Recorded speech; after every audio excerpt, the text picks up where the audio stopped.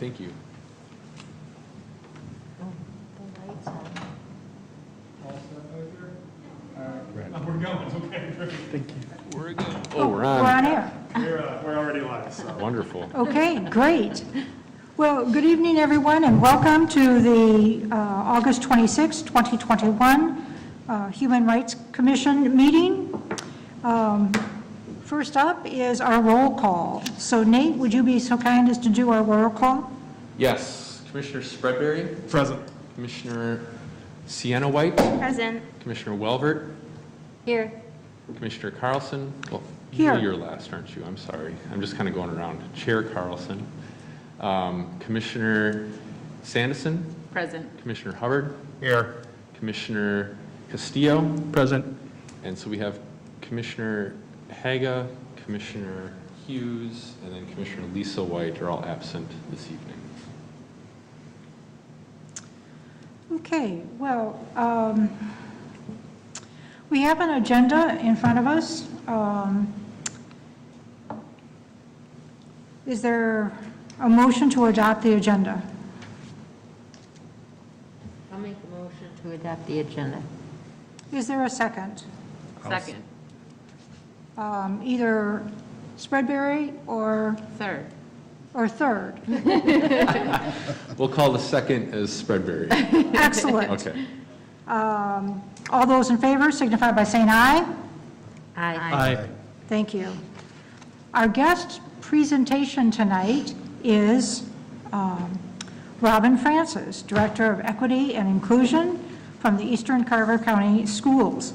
It says that you are from the Eastern County, Carver County Schools, but we all know here that it really is the Eastern. So welcome, Robin. Thank you for coming tonight. Thank you very much. I appreciate it, and it's a pleasure.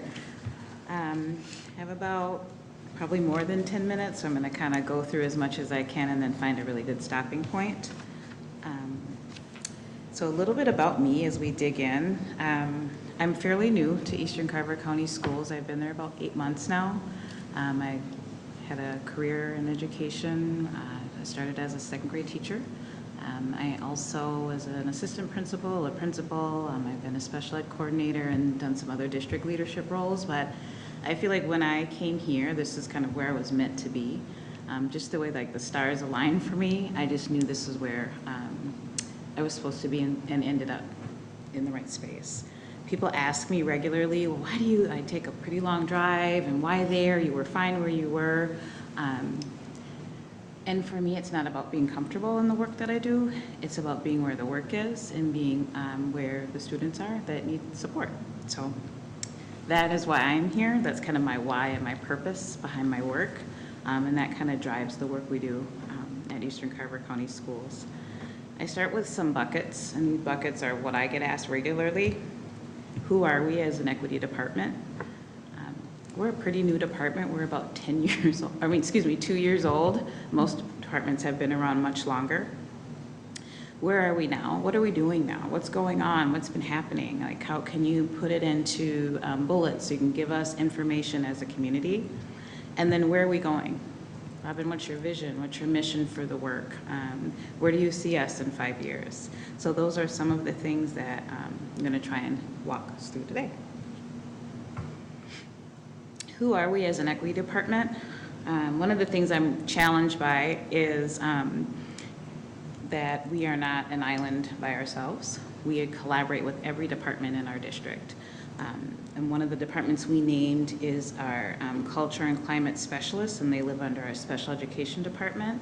But there's a reason why we have these partnerships. We partner with teaching and learning. We partner with transportation. So we're really trying to build our capacity because we're a very small department and we cover a lot of ground. Within our department, we have 7 intercultural specialists. One I'm going to talk about a little later on in the presentation that is specific to Indian education. And then we just had one of our intercultural specialists get hired as a kindergarten teacher in our district. So we're very excited. But we have 6 intercultural specialists, and they really connect us with our families, our students, our community. They help navigate, support. They make phone calls, they home visits, they do doorstop visits, in the space of COVID, we've just had to be different and creative with how we work, with kind of this new way of needing to work to make sure we're connecting with our students and families. And then I mentioned our culture and climate specialists. I don't know who just spoke to that today about culture before this meeting started, but somebody spoke about culture and the value and importance that we place on creating a welcoming culture and climate for our students and families. That's why we're very connected with our culture and climate specialists that work in the district as well. Also, I have a lead achievement and integration specialist. She's kind of my right hand. She supports pretty much everything as we really do a lot of, I believe in collaboration. Again, it's not a one-man or one-person show. It takes many of us to make this work. And her name is Erica Merrick. She has been with us since about April, so even less than me. But she's also a person that lives in the community, has children that attend our district schools, and she has a perspective that I truly appreciate in this work. There's some things that kind of predate me, and one of the things that predates me is our definition of equity. From my understanding, this was created by several different community members, staff members, and parents. It's very specific around equity in Eastern Carver County School District. It means that a student's identity, their race, their ethnicity, gender, sexual orientation, class, immigration status, religion, and/or disability does not predict their success. All students are provided the tools, resources, and support they need to achieve their personal best. And when I walk away, or when I started to read this as I was interviewing for the position, the pieces that really stood out to me were that these pieces are not a predictor in student success, and that all the students will achieve their personal best. I think there's such value and high expectations for all students, and I think naming that is important. And then the vision was also pre-me, but these are things that lay and live on our website right now, and as we evolve and grow, we'll bring back our group of stakeholders, or our group of community members, parents, and students, and staff, and talk about what are we evolving, do we want to add to our definition, and we'll let it be kind of that evolving piece on our website.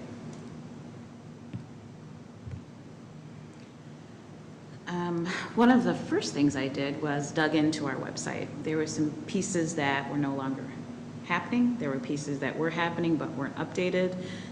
And again, I go back to the questions that I'm asked. What are we doing, Robin? What's going on? What's happening in our district around equity? So I started to name some of those things. Our funding stream comes from our Achievement Integration Plan, and that's through the Minnesota Department of Education.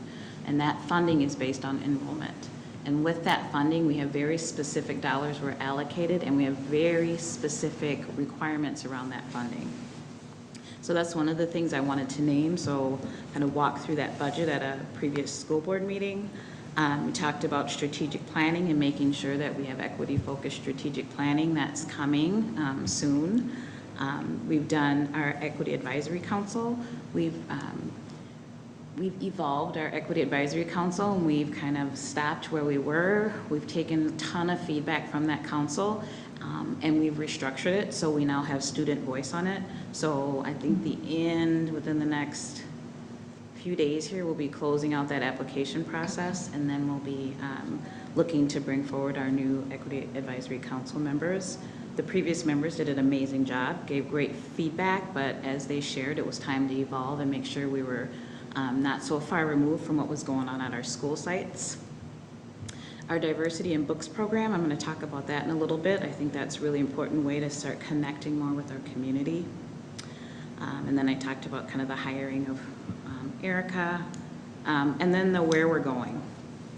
One of the things that our schools named and our teachers named was that equity team. We didn't know kind of where our school equity teams were. Does each school have one or not? So what we did was we provided a framework for school equity teams and a training. So we had, last week, we actually had 2 days, one for our elementary and one for our secondary, a few hours of training around a frame, a plan and how we would plan to push in and support school equity teams. We also are getting feedback on what other professional development sessions do our staff. What do they want? What do they want to learn about?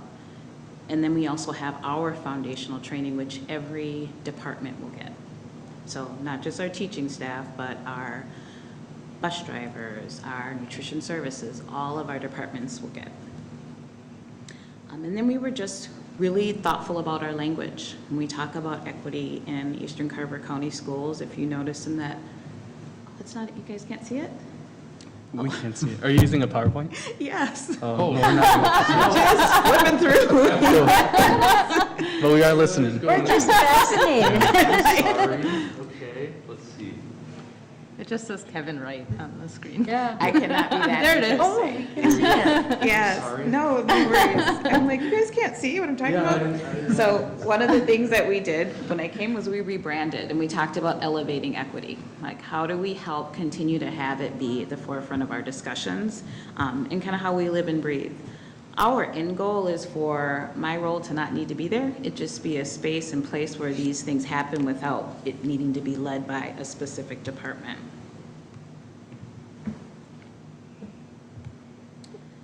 So I named a little bit earlier, our funding stream is our, through our Achievement Integration Plan.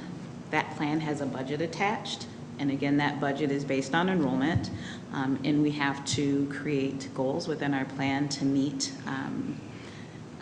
and they have to be approved by the Minnesota Department of Education. Again, very student-focused, I think 80-20-10 or 80-20-10, I can't remember the numbers off the top of my head, but there's the majority of that funding, that 80% or more, needs to be allocated to direct student service in that budget. So it's not a willy-nilly budget that we can just kind of throw money where we want to, and we're really thoughtful about how we do that. We dedicate that to classroom support, to FTE, which is full-time employment for teachers in the classroom, for co-teaching opportunities. We're just really thoughtful about how we do that. And then our intercultural specialists are a large part of that budget as well.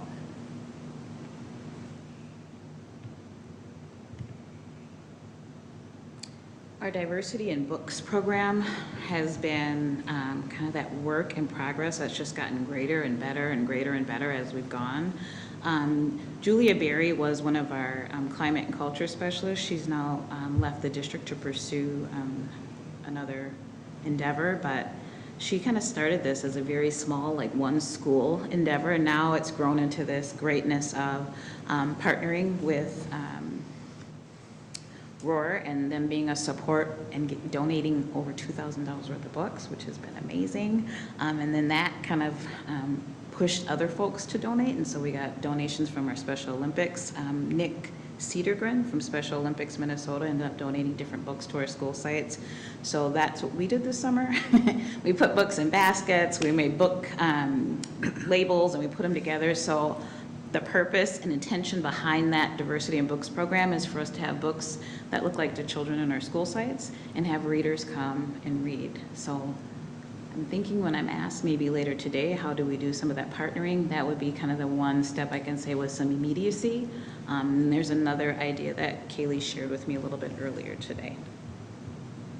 And I will give you the connection for if you're interested in being a reader for that to happen. Again, where are we going? I started to name some of that a little bit earlier. Our active equity teams, active as in they're supported and they have a plan, and school is aware and our students are aware that these teams exist. That capacity for building staff, we're moving with that every day. With a smaller team, it's a little bit challenging, but that partnership really helps. That collaboration with the departments is super helpful.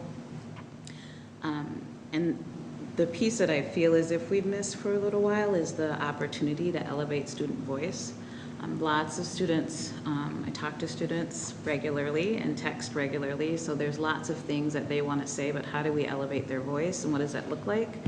One of those opportunities will be our Equity Advisory Council. We're also looking at our high schools housing, having students on their equity teams as well, and then continuing to build those opportunities for voice. We're looking at a district equity team, still kind of fleshing that out. As I was sharing with Nate, there's so much going on, so we want to make sure we don't do a million things. We want to do some things very well and then start to build on that. And then continue to develop and build our department infrastructure. As you can see, we're a pretty small team, and we continue to figure out how do we continue to partner and share in some of that work. And then as our achievement integration plan, as we evolve and as we get better at things, we want to make sure that plan evolves. So it's not just a piece of paper or several pieces of paper on a shelf. How do we continue to review the goals that we have? And if they're not working, create new ones. And if they are working, how do we build on our greatness? The other piece that's housed in our department is American Indian education. And again, just as our achievement integration plan is funded through the state, our funding through our American Indian education program is also funded through the state. I think I mentioned this a little bit earlier, one specific position that's dedicated to Indian education. That was very intentional. Her name is Jay Jackson. She has been phenomenal in reaching out to parents and helping support and talk us through how to continue to engage parents. We also have monthly meetings. The American Indian Education Parent Advisory Council is what the meetings are called, APAC for short. And then we've had some monthly family activities, which we did virtually because they were happening last year. I think we got about 2 off the ground, but we want to get better. What we did was we partnered with my previous school district, and we did kind of an arts and crafts night. We left crafts out to be picked up at the FLC, and then thought, you know, how do we build on this? We kind of got some feedback on ways we can get better, and hopefully going into this year, we'll be able to be more strategic with how we do that and have a better turnout. And then to be academic, some intentional academic support at the high school level. Jade is really hyper-focused on graduation and what that looks like for our students. And then continued collective partnering efforts. I think it's, as I shared, it's really hard to just do the work alone when there are other districts doing some of that work. So let's partner together, because together we're stronger.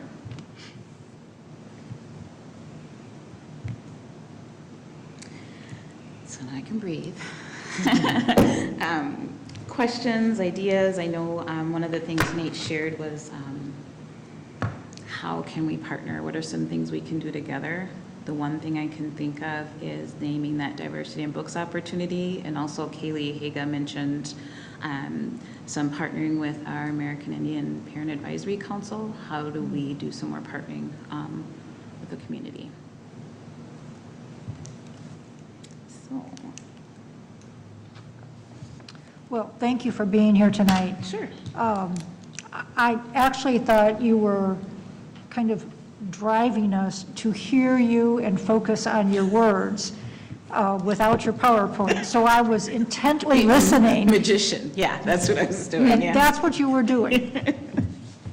Are there any questions, comments? Yeah, I'd like to say, you know, your comment about being where the work is, right? I think that resonates with us, right? We recognize that although we all love Chaska very much, there is work here, and that's probably what inspired all of us to join this commission. I wanted to ask, you talked about the definition of equity being inherited. I don't want to imply that you're dissatisfied with the definition of equity, but is there a change that you would like to make to that definition? I think you're trying to get me in trouble, but here's what I'm saying. Here's what I'm thinking. For me, I've been here such a short time. As we evolve, I think that will naturally occur. I don't think there's anything that sticks out to me. I think the way that it's framed right now is where we're at. Mm-hmm. But I think kind of as we think about a continuum of work, because to me, it's like I tell my team all the time, we're in a marathon, this isn't a sprint. You know, we'll continue to evolve as we do, and then we'll grow, and things will change, and things will evolve, and they'll get better. So I don't think there's one thing I can pinpoint or change. Okay, thank you. You guys are like the I best. have some questions. Well, first of all, thank you for being here, Sure. taking some time out of your summer to join us. I know it's an opportunity to catch your breath, so I'm really happy that you're here. My fiance and I were both intercultural specialists coming out of college, so we really value what you do, leading that department, and we value that work. One question that I had was, you spoke about how your budget was tied to specific benchmarks. I was wondering if you could share some of those benchmarks, For sure. if we're able to even understand them. I'm sure they're very technical. And that's one of the other things we did. The plan is, it's a hard read. So what we did was we kind of broke it down and we put it into a summary. So for example, one of the goals within the plan would be to support students around what we have as a Math Strong program. And that's specific to middle school. And what we do is we have identified students that might need some additional support. And in those specific math classes, we actually have co-teachers. So dollars from the Achievement Integration budget go to support co-teaching in those classrooms. So instead of 30-to-1, there'd be a 15-to-1 ratio. I don't know what the exact numbers are in middle school math courses, but I'm just giving you an idea of how that works for the benefit of every child in that classroom. So now when we measure that, like the data points, we go back and we look at growth, we look at engagement in math, and there are different indicators as we follow this 3-year plan. There's different indicators, like maybe we want students to increase by 4% this year. Maybe we want another 3% the next year. And then as we end the plan in 2023, where do we want our students to be? Do we want them to be proficient? Do we want them to have made growth? Or do we want them to continue on with that next step in support at the high school level? And when you speak of academic growth, is that based on standardized testing, or is that based on some other form of academic growth? So it's based on a couple different indicators. So I would say growth, I would say summative and formative and summative assessments. I would also say it's based on somewhat that standardized testing opportunity, more maybe because we haven't been able to do standardized testing. I'm just thinking of other ways we can name it, because that's been kind of one of our pieces where we've struggled a bit. Like if we don't have just that one, what other ones can we use? So I would say right now it's based on also classwork. It's based on that engagement piece in the classroom. So we've tried not to just leave it to one snapshot at one moment at one time for that student. We've tried to really look at like a larger picture of what that may have been a bad day. So what are other indicators for that student, or what are other pieces of data we can use to build a real good solid picture for that student's? That help? That does help. Okay. And I saw that your integration plan is a 3-year plan, as you mentioned, and you also mentioned the goal would be for your job to not exist, For sure. for equity to be prevalent in every department and every position in the district. And so I guess my question is, what happens if you succeed? At the end of those 3 years, we have 7 ICSs that are, I think, being paid out of that budget and play a critical part in our community. And so even the diversity in books programs, all of these things that are being funded for these 3 years, what happens at the end of that if we succeed? Part of my role also is to be somewhat of a coach. So one of the things that I really enjoyed doing last year was meeting one-on-one with our ICS team and hearing, what's your 5-year plan? Where do you plan to be in 5 years? I think earlier I gave the example of one of our ICS team members is now a teacher, classroom teacher. Like, so for me, it's how do we keep that greatness in the district and start to say, where do you see yourself? So I think we'll be spread out in the district. That's kind of where I'm at with my thought process, but I think it's about, as we grow as a program, as a department, I think as professionals, we have to continue to grow as well. Thank you. I have a question. Sorry, what was the term for the 6 individuals? Did you say ICS? Yeah, members? intercultural specialists. Intercultural Yeah. specialists. Are they identified or hired to work with particular people, groups, or identities, or is it kind of, they all 6 work in in tandem, or how does that? So they're assigned specific school sites, and within those school sites, we look at demographics. But what I will say too is this, our ICS team, they support the entire site they're at. So there's a lot of kind of misnomers about their role and what they do, but I really want to name that They do small groups. They're intentional about plugging into classrooms. They're intentional about how they plug in with teachers and support when there are questions. They're a part of helping support professional development. So there's a lot of different ways they work, but for example, I'll name Terrell Webb. He works at Carver Elementary, East Union, and Jonathan. He supports that entire site. So if there's a call made or there's something going on, then he would be the ICS team member that we would reach out to pull in. And I don't know if you see it this way, but I guess how much of your role and the role of your whole team do you see as supporting people and groups that need help versus kind of challenging some of the problematic areas of our culture or things going on in the school or individuals that are making it difficult? I would say, you guys are asking some good questions. I was gonna lie. No, I would really say it is learning. It's about learning, it's about training, it's about professional development. When you know better, you do better. It's very challenging for me to ask somebody to do something if they haven't been given the tools to do it. So for me, it's about here's where we are on our journey. We're starting with the foundational training that we're going to get out to our entire district, and from there, we'll continue to grow. We'll continue to get feedback about what folks want to learn about, but we'll also go into our next training. What is our next training? Where are we now on our continuum of learning? And then we'll also offer those different opportunities, just like we do in the classroom for students that may be a little further ahead. We want to differentiate and offer those additional opportunities for folks that really want to continue to move forward quicker. We want to have those opportunities available. Thank you. And I'm not saying it's going to be done tomorrow or in 2 years. The plan is up, but for me, that is my dream. That is kind of where we get to that place and space where there isn't a need for this. And along those lines, is there an opportunity for an extension, or does it, at the end of 3 years, is it you either did it or you don't? So, and you're talking about from MDE? Yes, in terms of funding. No, what they do is they look at your plan. We look at the goals, we look at the data, we see where we still have areas of opportunity, we see where we have areas of greatness, and we continue to address our areas of opportunity, maybe in different ways, but it doesn't stop. So then they continue to look at our enrollment, especially if we aren't making the cut or making the data or achieving our percentage that we're shooting for. It's still, that work still continues. For our district. So we'll continue to be allocated funding until they tell us differently. I have a question too. Sure.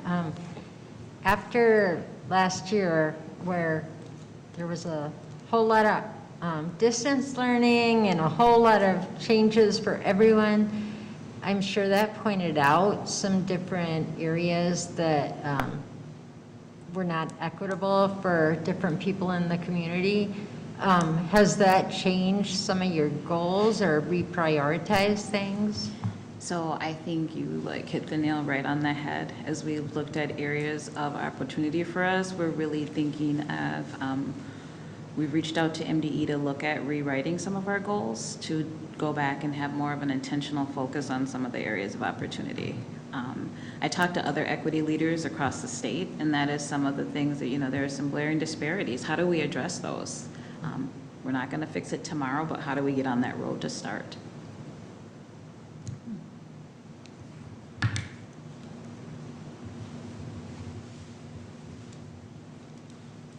Any other questions? Comments? Well, thank you so much for being here. Absolutely. Thank you for having me. And I don't know if you want me to follow up with you to get you the information about those opportunities. Yes. Yes, Because we please. really need readers. We would love to have folks out to read to our students. That would be amazing. I do have a quick question, Sure. Robin. Could you send us the PowerPoint presentation, since we only saw part of it? Then we could kind of make sure we got everything. We'll get it. I'm sorry. I was just going where, yes, I will give it. Thank I'll you. just send it to you. Yeah, just send everything to me and I'll make sure everyone gets it, yeah. I apologize too, I guess I didn't realize that there was a mismatch occurring, so I would have jumped to it quicker. No worries.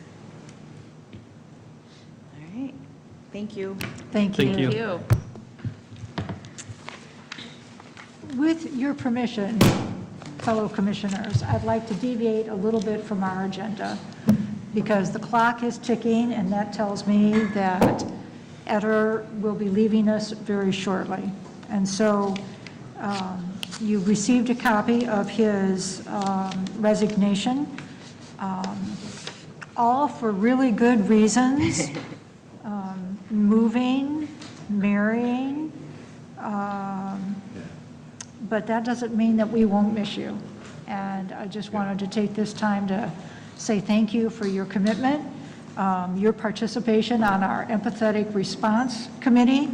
You and Seth did a terrific job earlier this year, and your thoughtful questions, your sprinkling of ice cream, and all the other contributions you've made to us are deeply appreciated. So thank you, Eder. We're sorry to see you go, but understand.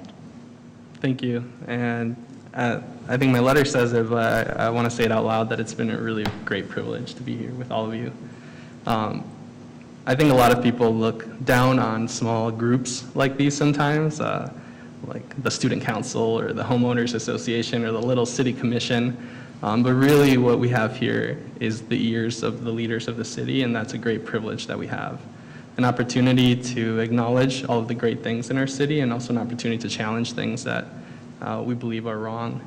And so it's just been wonderful to hear all of your perspectives and to be able to do great things in just a really short amount of time and virtually. I really appreciated what I had here, and yeah, we'll see what's in the cards, but if everything works out, I would love to live in a town like this one.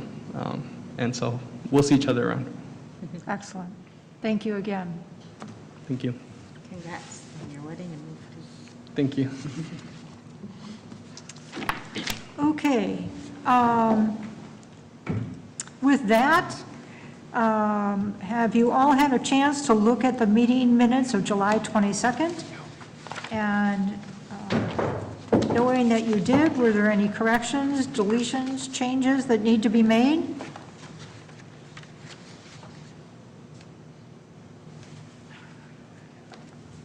Having heard none, may I have a motion to approve the minutes of July 22nd, 2021? So moved. Is there a second?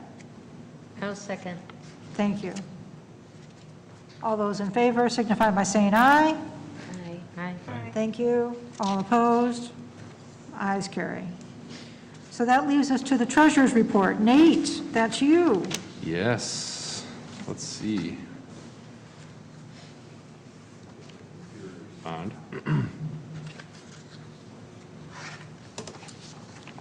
All right, so for the month of August, a couple purchases that were made. There were name tags, so hopefully those of you who are the recipient of those have found them at your chair that were ordered. And those can be used for events and when you're out representing the commission. And then we also had candy for the River City Days booth. So those two items, the name tag's a total of $59.60 and the candy a total of $18.74. The balance that remains for this year is $1,290.66. Are there any questions of Nate for the budget, or excuse me, for the treasurer's report?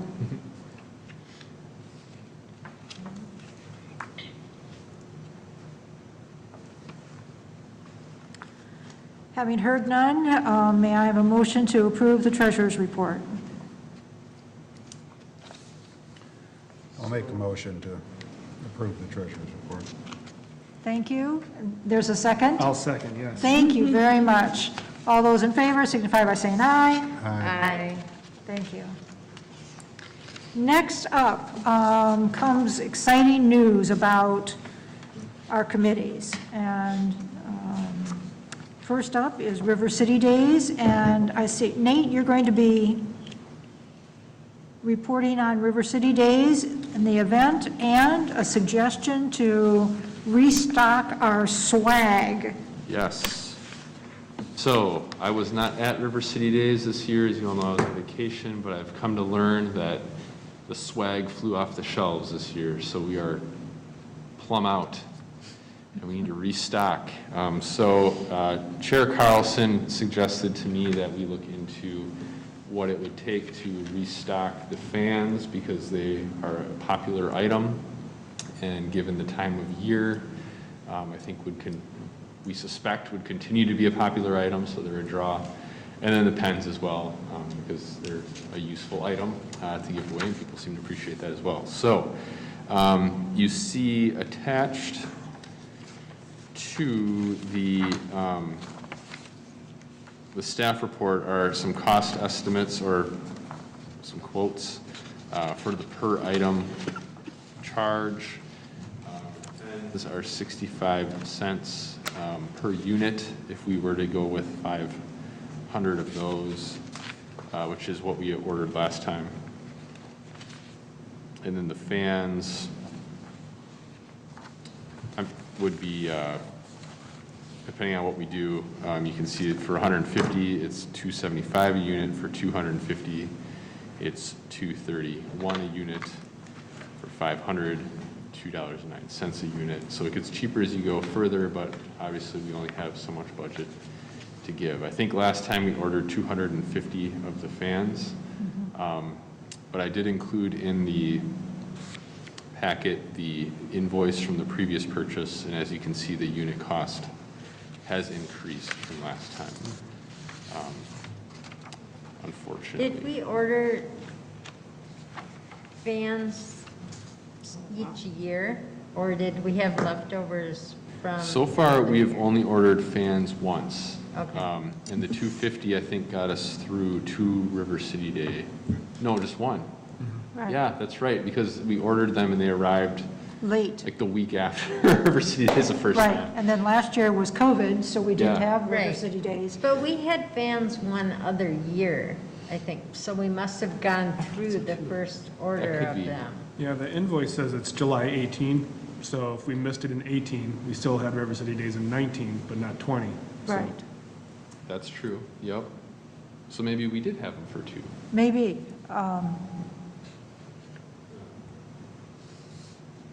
So,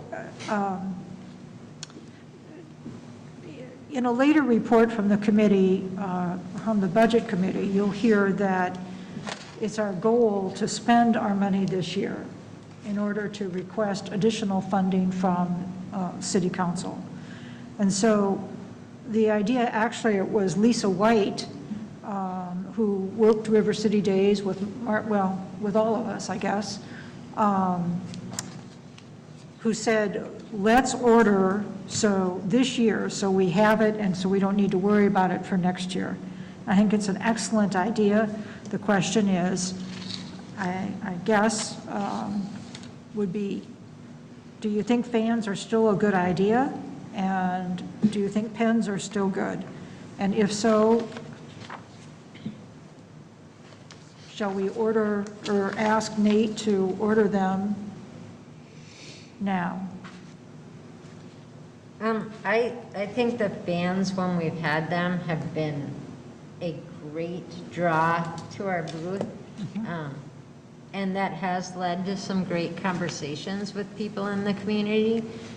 I will say that this year I volunteered on Friday night, and I think we could have given away 250 fans in my 2-hour shift, because it was so hot and muggy, so, I mean, it was hopefully not a trend that's going to continue as far as the mugginess, but I think that it's a really great way to get people to come up to our booth and start conversations. My question is, when we talk about the budget, do we have any of that money earmarked for other things? Otherwise, I would say we should order the maximum amount to get a cost break this year so we can use up this money. That's just my suggestion. Yeah. Good point. And also, I love the pens that we have. They write really nicely. I've got 2 comments.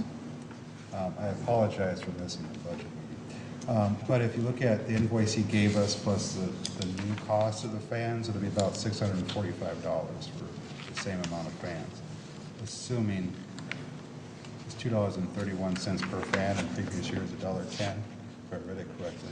I could be wrong. So that's one. I'm just throwing that out there so everybody sees the real number, 645, right, somewhere in there. And then my 6-year-old son was with me when River City Days, and he's like, Dad, look at the table next to you, and how they have all these kids, and you guys don't.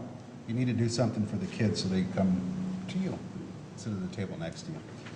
So I'll throw that in there maybe. Instead of having pens, we do something for kids. You have a little businessman in the making. He is. He gets on my nerves, but yes. I know we did tattoos, or whatever you want to call that. That went over well. That went over No, we well. did tattoos. So I guess I would say pins are good, but I think I gave away more fans and more tattoos than I did pens. I saw maybe someone take a couple of pens, but. No, I was thinking the exact same thing, right? The fans were a big draw. Nobody else was handing out fans, right? People were hot, they wanted a fan, they had to come talk to us. Sorry. Pens are pens, right, in my opinion, although they write nicely. Yes. They're still pens. It'd be nice if there was something that was a little bit more exciting. That said, to the math point, right, at $231 plus $50 in setup and $17.50 in freight, it's $645. If you ordered 500 fans, it'd be about $1120, according to the math that I did. So that does eat up all but $170 of our budget. So that's pretty successful there, but I don't know if it's a better spend without looking at the vendor's American Solutions for Business book of available things, if we're going to be able to pick out a replacement for pens, or if we just want to go all fans, or keep with pens, 500 of each, or however it would be. But I think for the cost, the fans are a much better draw than pens. What did the table Anecdotally. next to you have that was Oh. so attractive? They had stuffed animals. It was a The St. school. John's We had T-shirts and sunglasses. T-shirts, and- sunglasses, yeah. All the kids wanted sunglasses. The sunglasses you can get for pretty cheap, in my experience hosting professional booths, but probably on par with the fan cost, honestly. But again, we'd have to see the book of the American Solutions for Business or any other vendor. Just, the book is, Real there's- thick. There's any item under the sun, we can get it for you. But, so I don't know what the best approach would be. I think, for this group to spend their time leafing through the book, I don't know, if you're really interested in that, we could do that. But, if you're interested in kid items, maybe an approach would be for, Denise, who's kind of the expert on the ordering of these nice items, to pick out some ideas that could be, kid-friendly, and we could toss it out to you all.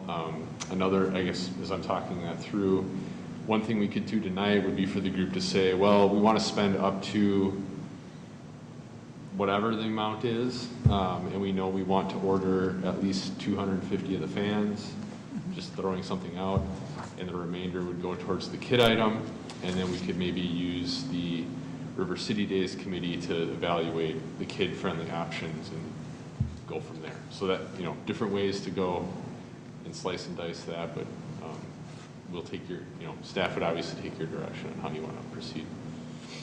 I personally would put my full trust in the subcommittee. I think they did a great job. I would say that, when we're talking about kid items and how great and cheap that sunglasses can be, since there's another group that's already doing those and having success with it, I think I would look for something different, because then kids will be interested in coming to find something different. Sure, makes good sense. Maybe we run it by your son, Martin. Yeah, there you go. Uh-huh. Well, not only were all those exciting things right next door to us, but across the way from us were the plastic banks, little stuffed animals, and something else that I saw kids carrying around.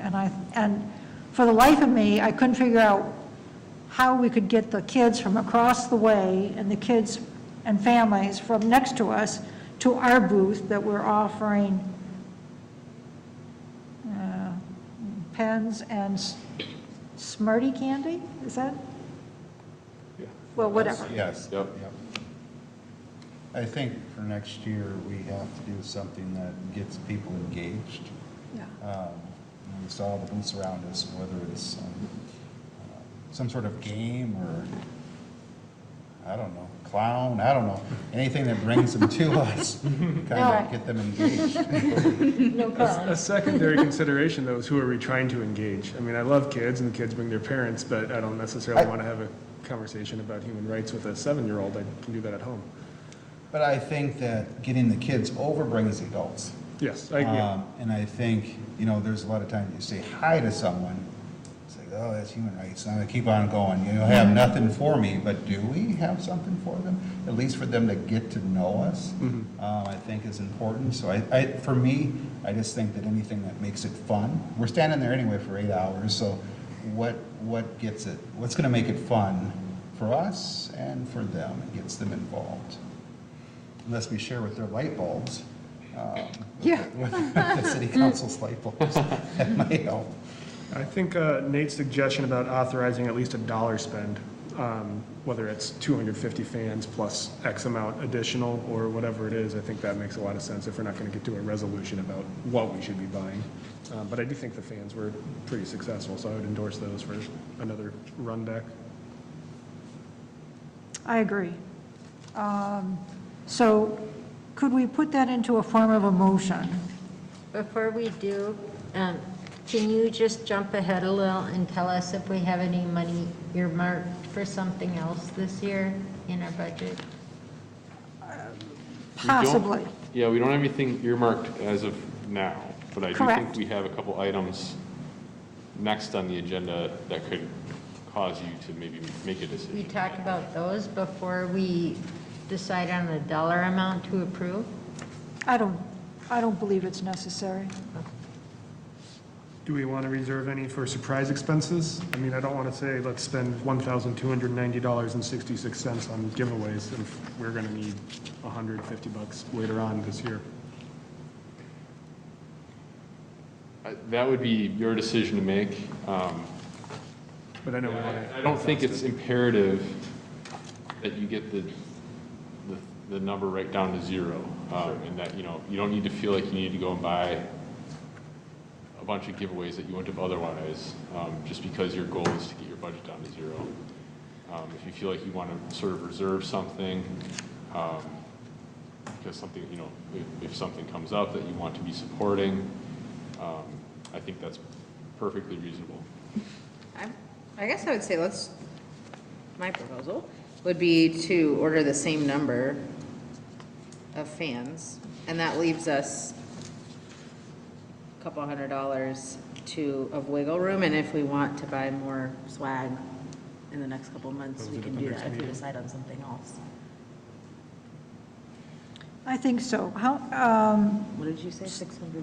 So how much were you did the math, so. Well, he did the first math, which I think for 250 fans plus setup and freight would be, if setup and freight are consistent, $640. $645, $700 somewhere. If we did 500 fans, it'd be about $1120.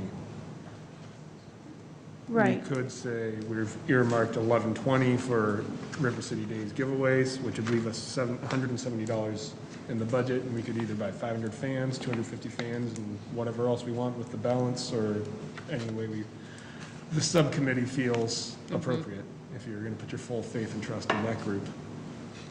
Because there's a few months before we have to order it to use this year's dollars.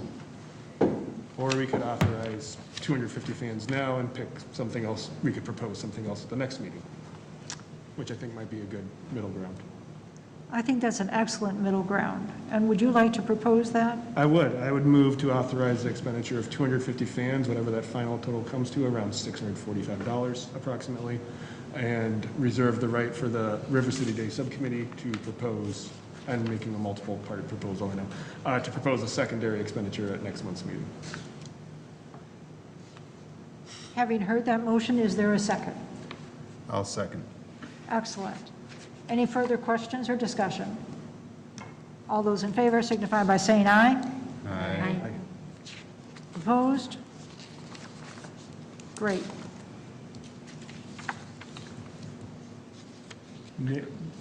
We'll get those fans ordered, and we will bring back some kit ideas.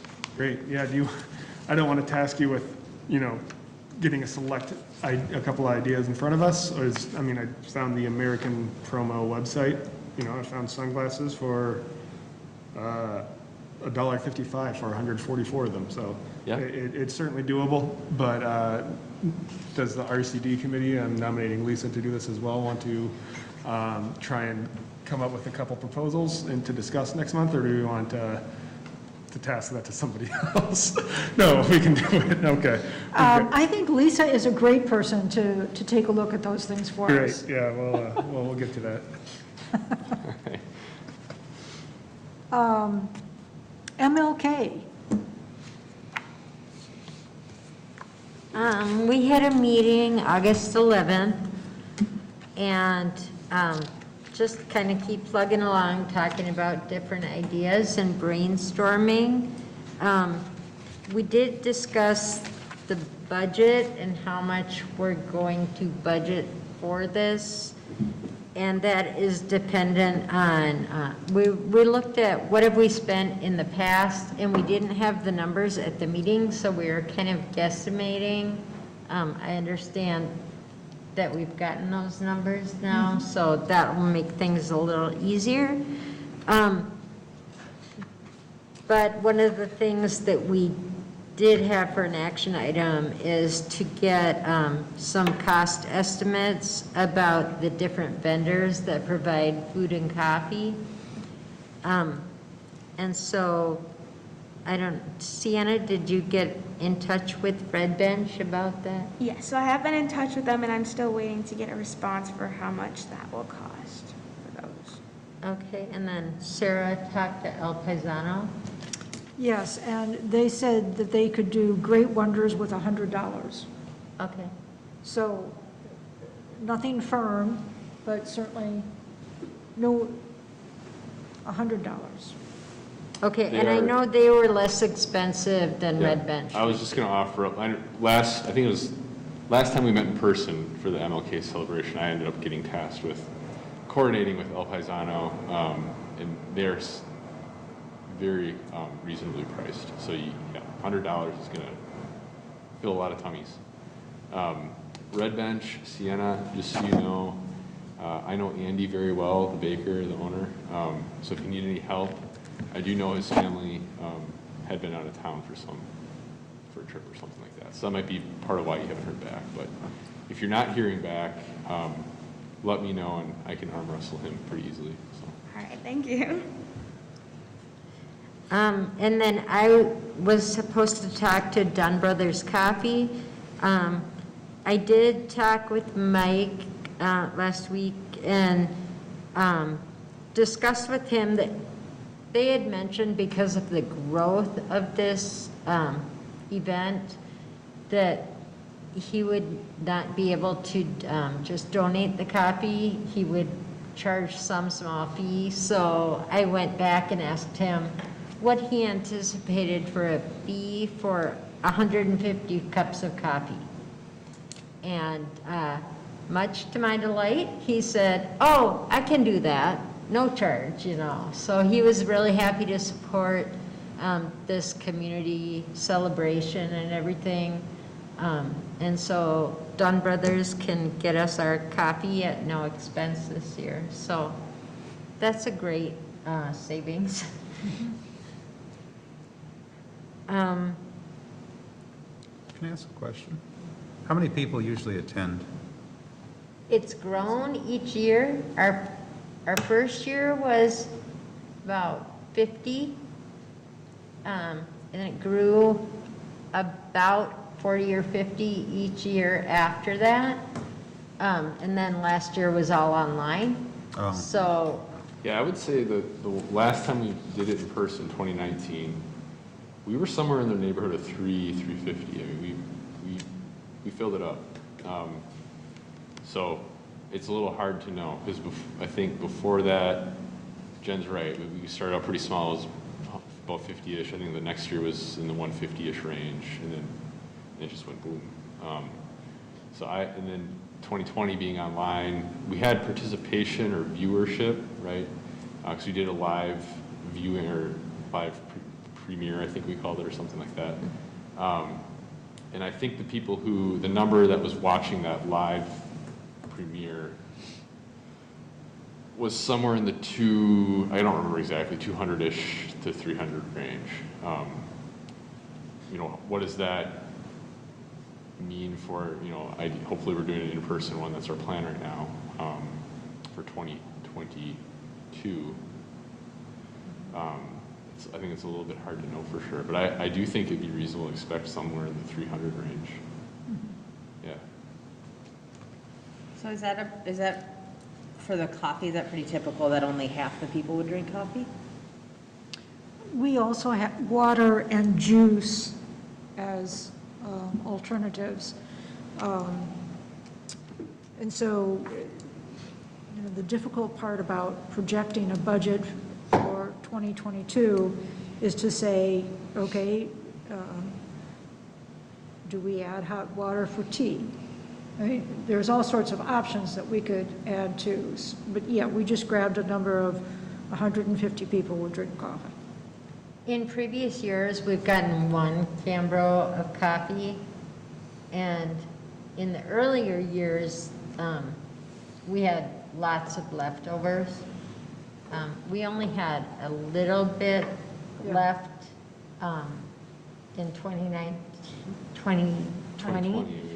Yeah. In the last live version. And so we figured we could at least go into another container. So Mike said that 150 cups would be 2 containers. So that's how we came to that number. Mm-hmm. Okay. It's only an hour long, so it's not like you're sitting there drinking cup after cup.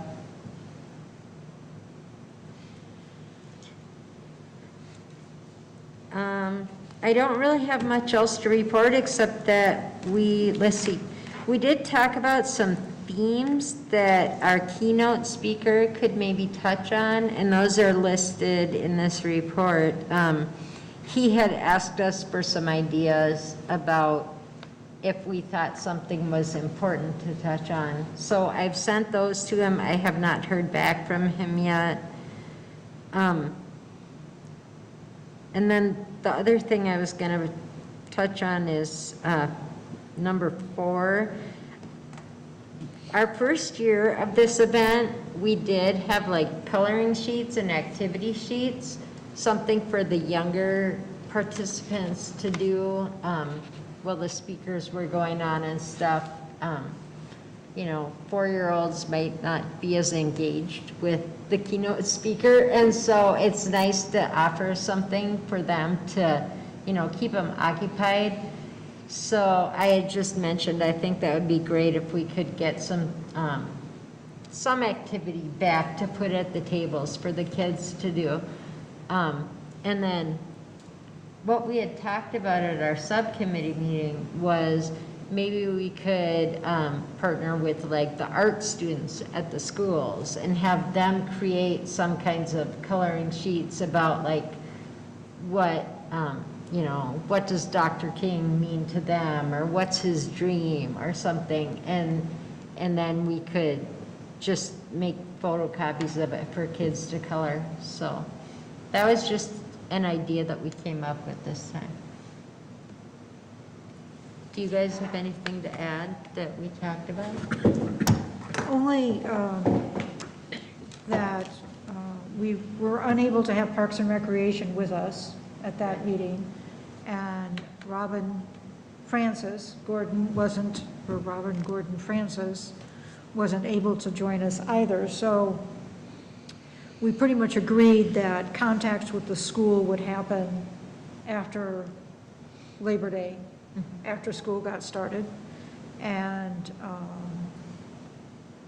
other than that, I think the committee was going to seek approval of the honorarium for Mr. Palmer. And generally, this not to exceed, or maybe we don't even want to say not to exceed, but these are our estimated costs for this event. Does that need to be two separate motions? One for the honorarium and then one for the overall budget? You could, kind of depends on how you want to format it. You know, you could make the motion to be that the Human Rights Commission approves of an honorarium of 500, or I'm sorry, a total budget of, you know, $1,040 feels maybe a little too exact, so I don't know how you want to massage that, but, you know, whatever that number is, and then with 500 being, you know, for the honorarium. So it could just be one motion if you want to go about it that way. If you want to separate it out, that's your prerogative too. The only problem with separating it out is that those other figures, other than the honorarium, is going to be changing. But I think that it's realistic that we have a not to exceed costs for this event. And so whether or not that's $1,040, or you want $1,050, or you want $1,500 to do this event, knowing that you don't have to spend it all. Okay, and this is coming out of 2022's budget, That is right? correct. Had we previously done some of the payments before the end of the year? Or do we just want to stick to the 2022 budget? I think maybe in the past we have, it sort of becomes It's a lot of moving parts. I don't know, while yeah, we're trying and to- so, I guess maybe just take a step back. You've already talked about wanting to, you know, restock your supply for River City Days, which I think is gonna probably end up consuming a lot of what's left of this year's budget. There's a future item on tonight's agenda we haven't gotten to yet, is to talk about 2022 budget and what that could look like in making an ask for a larger budget to council. I'll just preview that. I don't want to get too off track off of this conversation, but I think it's relevant to help you make a decision here. That the recommendation will be, if you've read your packet, you already know it's $5,000. And I can tell you that that's already planned to be in the budget recommendation to council. Typically, council will take the budget recommendation. That's been our past history. So I think, you know, you're probably in a good position to think about a $5,000, you know, budget to be working with in 2022 or something or another. So I feel a little awkward right now because I feel like I'm getting the cart in front of the horse in our agenda, and maybe I didn't order our agenda as wisely as I should have, but there you go. If I were to speak to the past, I think anytime we tried to lump expenses into December of the previous year's budget as opposed to rolling them forward, it's because we had an excess and we Right. wanted to utilize as much of it as possible, not because we were worried about impacting the future year's budget. So I would be less concerned about that. To Chairperson Carlson's point, I think you guys that are constituting the MLK Celebration Planning Committee are doing an excellent job. And if you guys want to ask for $1,050 to spend it, however you guys see fit, I would back that completely, whether it's $500 for an honorarium or $500 for donuts. I think you guys are probably going to make the right decision with it. So if that's what you're asking for a budget approval for the celebration, and you guys spend it how you see fit, and you think it's going to fall like this, I'd be behind that.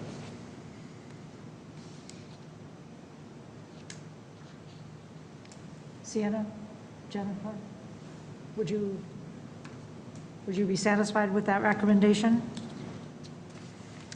I would. I mean, I don't know if we maybe need a little wiggle room just for costs and things. I think the the value up to a certain amount. I think if we could approve like $1,200 or something for the cost, just because if we're gonna do things like, you know, activity sheets, or we're gonna have, I don't know what else we would have, but I would rather have it approved for if something comes up. Okay. Please remember that we didn't have Parks and Recreation Department participating with us. True. And I think that they might be willing to help guide or drive some of that children activities in a meaningful way that would not impact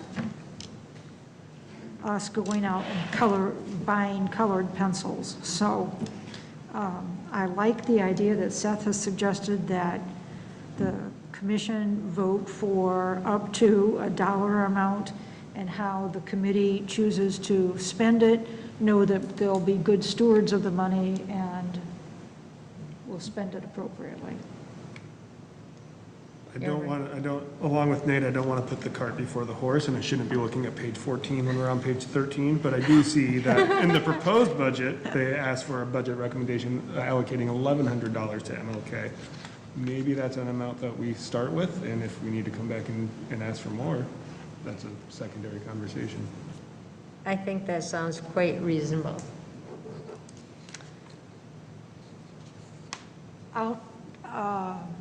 Have you put that into a motion? I will move to Thank you. allocate $1,100 of the 2022, I'm sorry, Martin, go ahead. Before you do that, I gotta go to 14, because what I'm getting, I'm sorry, you don't have to flip, but she's kind of feeling uneasy a little bit, and I want to make sure she's feeling easy. I am feeling easier after Sarah's explanation. I had not considered that, yes, we are partnering with Parks and Rec. And I think for things like the activities or coloring or whatever, that seems to be something that would be right up Parks and Rec's alley. It shouldn't be a major expense for us, so I am feeling better about that. I'd also suggest that if we approve a budget amount today and it needs to be revised, the door's not shut or the book's not closed on it, right? I think it's allocation at this point, and if it needs to be adjusted, I'm sure we could reconsider. So I'd like to move that we allocate $1,100 of the 2022 budget for the MLK Celebration Committee to spend at their discretion. I will second that. So we have a motion and a second. Is there any further discussion? All those in favor signify by saying aye. Aye. Opposed? The ayes carry. Let's get to page 14. Finally. Finally. So exciting. So the Budget Committee met. Chair Carlson, I'm sorry, I don't want to interrupt or prevent us from getting to the very much anticipated budget discussion. We do have the program committee in between the MLK Celebration and the Budget Committee update, and so I don't Thank you for bringing order it however you want, but I just don't want to get that lost. Thank you for bringing the agenda back into focus for us, Nate. You're welcome. Who would like to report about the Program Committee? Oh, I think that's me. Is that me? I think That's you're on me. it, yes. Okay. Last week, I received a letter from Shelley Smith, who is with Chain Reaction. And she is representing a play entitled White Privilege. Now, 2 years ago, this group came to us through the ROAR organization to sponsor this play. And at that time, we approved a dollar amount basically to offset the community center space that the play would be performed in. The Roar organization is unavailable to co-sponsor this event. And so she wrote directly to Jennifer, being the former chairperson, which ultimately was forwarded to me. So very quickly, I attempted to find a location for this event. And I spent, I will tell you, an inordinate amount of time working back and forth between the community center, Chain Reaction, theater project, to try to get a date for this event and the appropriate space. And I have been unable to secure a space. Now, the community center is not available. So I reached out to area churches that I thought might be interested in a social justice issue. They politely said, not at this time because of COVID. And they felt that perhaps this would be something that they might be willing to sponsor in the future, but not at this time. And so, although I was almost ready to come to the commission tonight and say we have a program for the fall, I am unable to do so. I also think, in talking with Vice Chair Haga, we believe, or I personally believe, that we need to do some pre-work before this event comes to our community. And that pre-work might be the beginning in 2022 of our MLK message. I just know that right now, COVID is preventing, and I think that our community needs a little bit more work before we bring a production to our community without the ability to discuss it, without the ability to understand the components of the play and what that means to our community. So I thought we had a program. We don't have a program. Doesn't mean that they won't help us or consider our location in the future. But that is the Chain Reaction Theater Project, White Privilege. So we do not have a program for the fall. However, you heard tonight from our guest presenter that there is an opportunity to work with our school district in two ways. One is through the American Indian Parent Advocacy Program.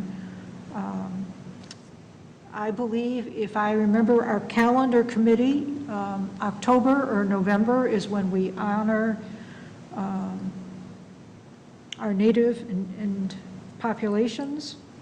And so that might be something that we could do with them, or partner with them with the Diversity and Books program.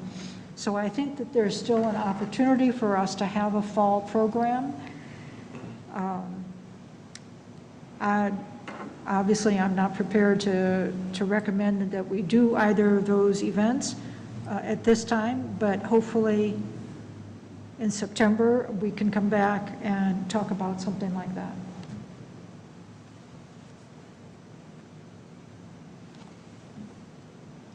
Can you say a little more about what you think pre-work would look like?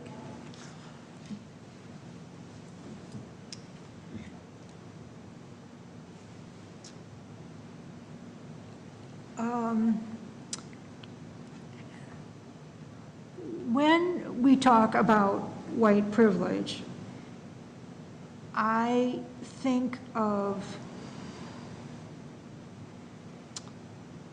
of an example of an individual saying or feeling that they are not, do not practice discrimination or do not have any racist ideologies. But the reality is, I think we all do, and we all are in a learning process. I guess the pre-work that I would see us doing is maybe having a facilitator and a community event that could guide our thinking.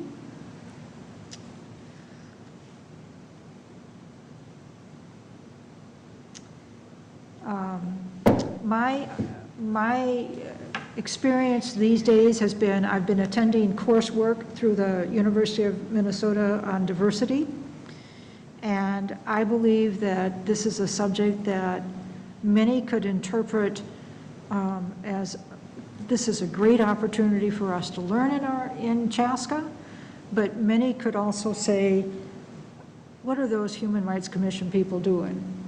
So I think it's a sensitive topic, not something that we should back away from, but that we would need, I think, some guidance on how to promote this event so that there could be positive, it could have a positive impact in Chaska rather than a negative.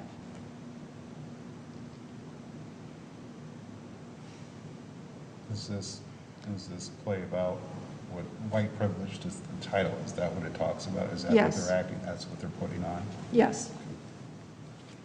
I wonder if it might be helpful for someone in the program committee or someone on the committee to go see it at one of the other locations. And maybe, I don't know if you've seen it, but have an idea of what. That's an excellent idea, and what I can do is contact Shelley at the Chain Reaction and find out other dates or dates and locations. And Nate, if I send that to you, could you pass that along? Yes, So absolutely. if there's an opportunity, any one of us could go and see it. So Less thank than you, that's three. an excellent idea. Less than a quorum of people. Yeah. Yep, I can definitely help coordinate that with the group.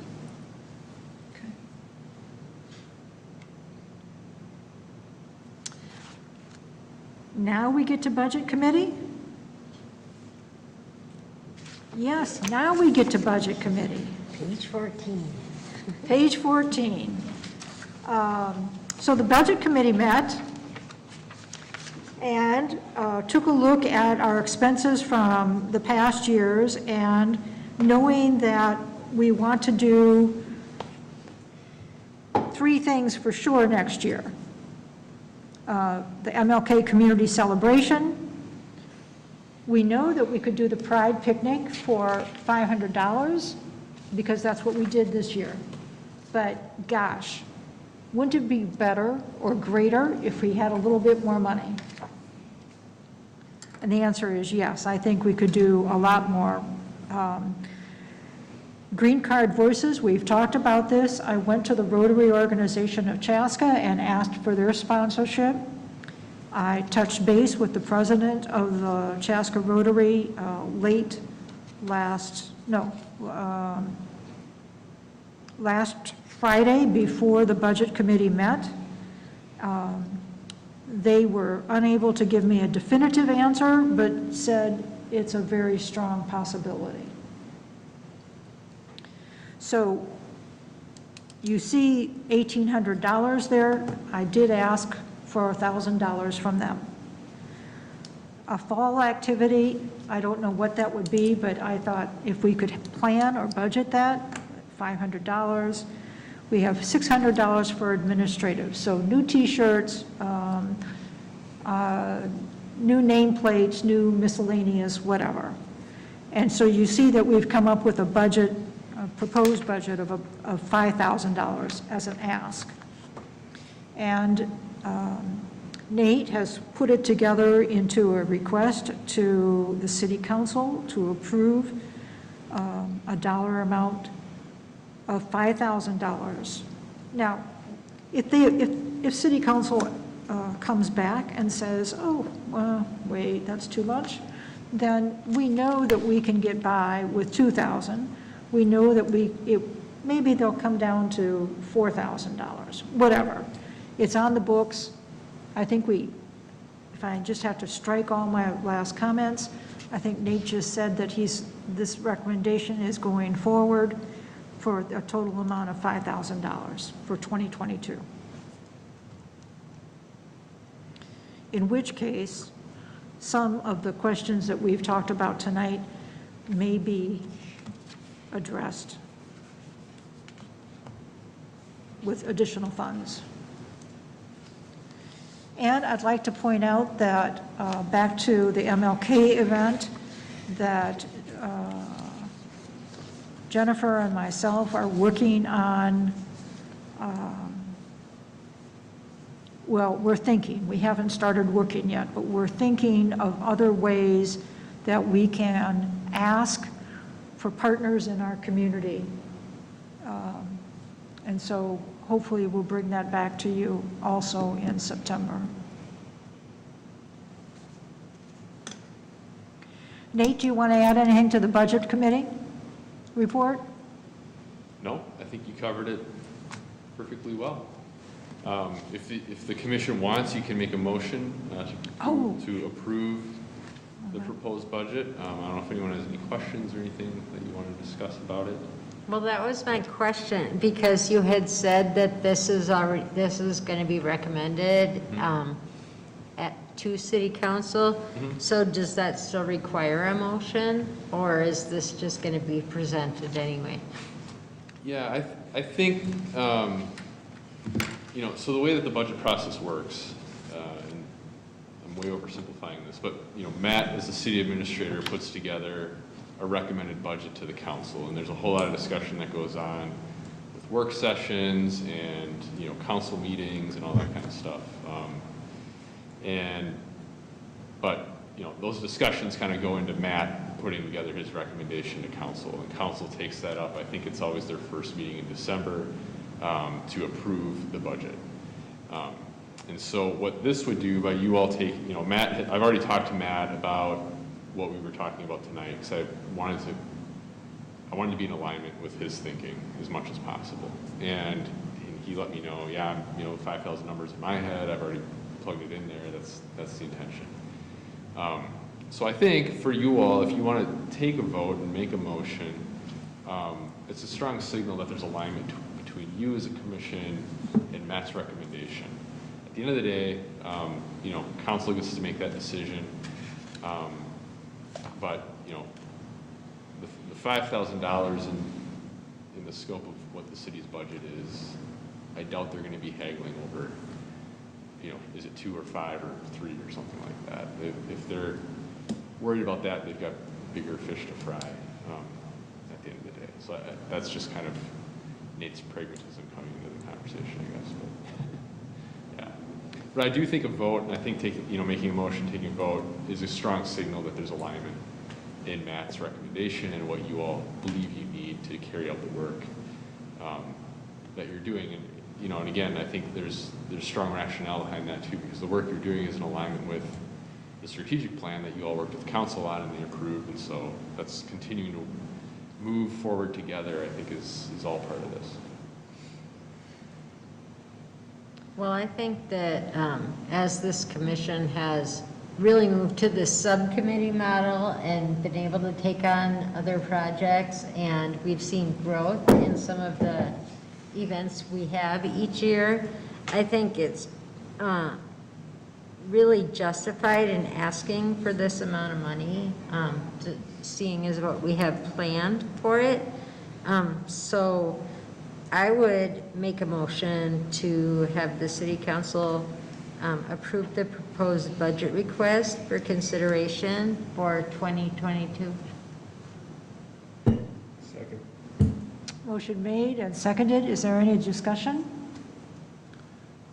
I'll throw my 2 cents in. Yes, Because please. they always do, right? It's a good number to start with, because we're going from 2 to 5, but I think in 2023, we might think about trying to get more. I only say that because inflation. We're already looking at how much the fans cost for next year, that I think these numbers are a little behind. So just putting that on the record, so when we do this again next year, we kind of think about that. So. Any other discussion? All those in favor signify by saying aye. Aye. Opposed? Ayes carry.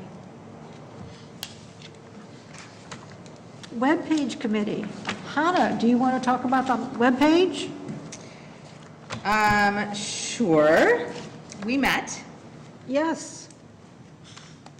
and we just discussed some ways to make it more interactive and including pictures from some of the events that we've done, and, you know, a more clear calendar of what has happened, what will happen, and yeah, just make it more informative for the community. Right now, it's just kind of a list of who we are, and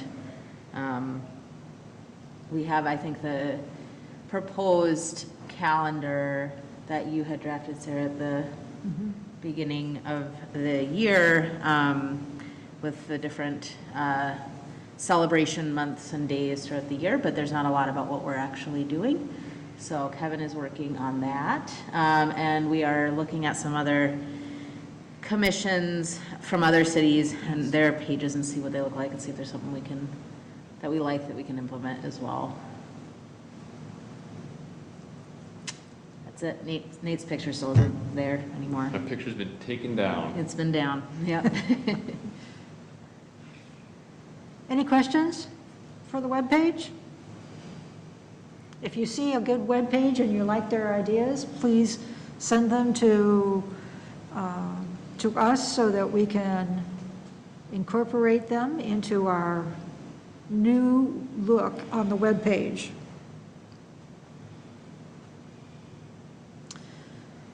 Well, Seth, part of your team is gone. No, the brains of the operation. Yeah, we're going to call this the empathetic response person. If anybody would like to join me in empathetically responding to any events, please let me know. But I would say we've not had a lot of committee activity, which is probably good news. We don't want to be empathetically responding to many events. But if there's anything that you think we should address, or I should, as the lone committee member, please let me know, and we'd be happy to draft something and get approval. Great. Thank you. New business. Is there any new business?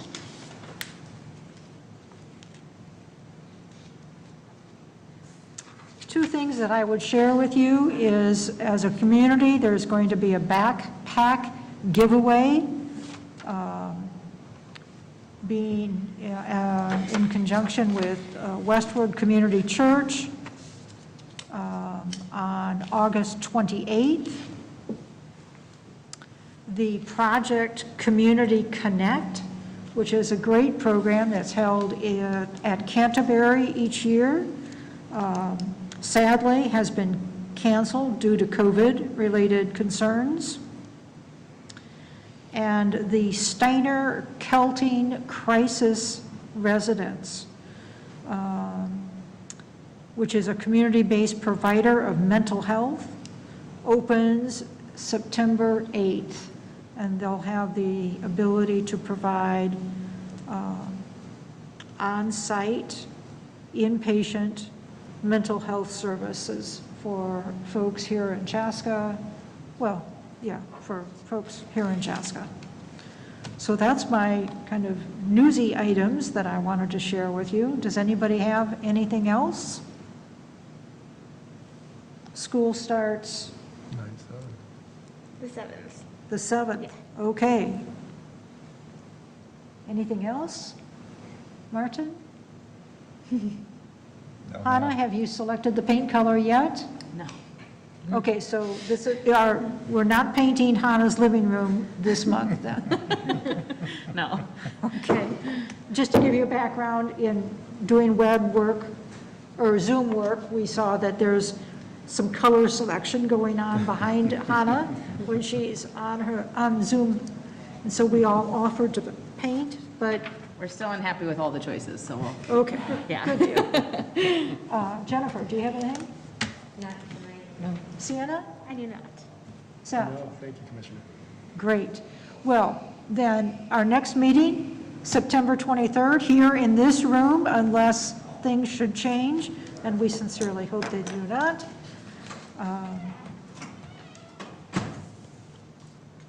Motion to adjourn? Excellent. Is there? Second. Excellent, even more. All those in favor? Aye. Meeting ends. Thank you so much. I was just